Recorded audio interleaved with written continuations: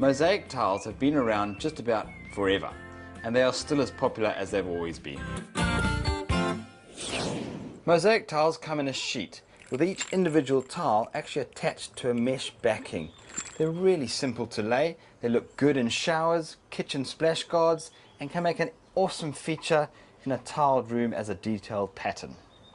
What you'll need: mosaic tiles, spacers, scissors, tile adhesive, serrated spreader, grout, rubber grout spreader, putty knife, TFC grout sealer, rubber mallet, wooden block, tile nippers, level, safety glasses, rubber gloves and dust mask when mixing the tile adhesive and grout.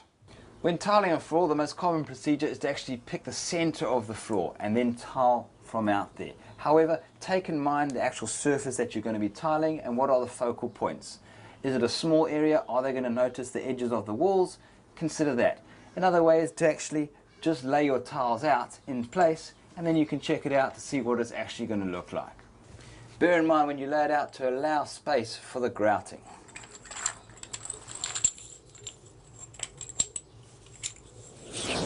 Obviously, when it comes to the drain hole, you need to cut a hole for that. Now, when working with mosaics, it's quite easy because we've got all the gaps and we can see the contour of the drain hole.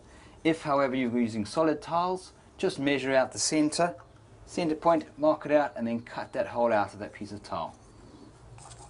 Now that you've got the idea, carry on around the rest of the floor, just dry laying the tiles and making sure they're in the exact place that you actually want them. Mix the tile adhesive and spread it over an area that will take around about 2 or 3 sheets of mosaic tiles. Use a small serrated spreader to create an even bed of adhesive.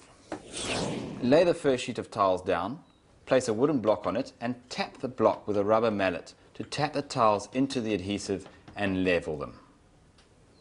Check that they are level with the spirit level.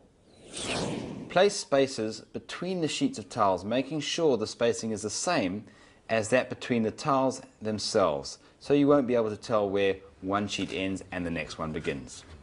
Continue laying the sheets towards the edge of the room. Always tap the tiles down and check that they are level. If your walls are not square, you are going to end up with a wedge shape, so you're going to have to cut your tiles accordingly. You can do a whole strip at a time, or you can do each individual mosaic. If you need to cut a whole line of them in half, then keep them on the mesh and use a tile cutter. The mesh will help hold the tiles in place. We've got our hole marked for our shower drain. Now it's pretty straightforward. We're just going to pull out each individual mosaic and trim off the bits that we don't want.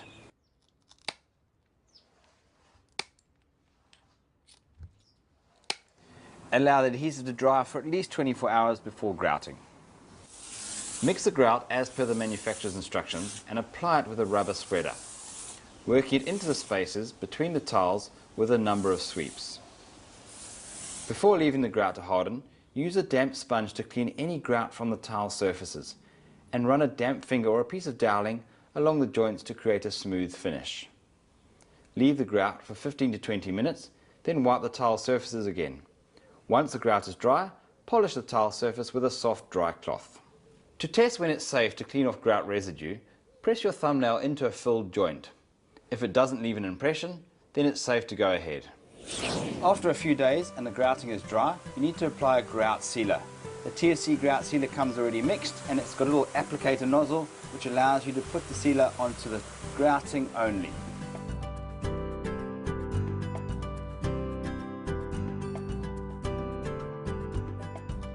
Always wipe the excess sealer off the tiles and allow 24 hours for it to dry.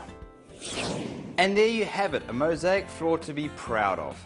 Don't forget, if you need any advice on mosaics, go down and see the folks at your local builders.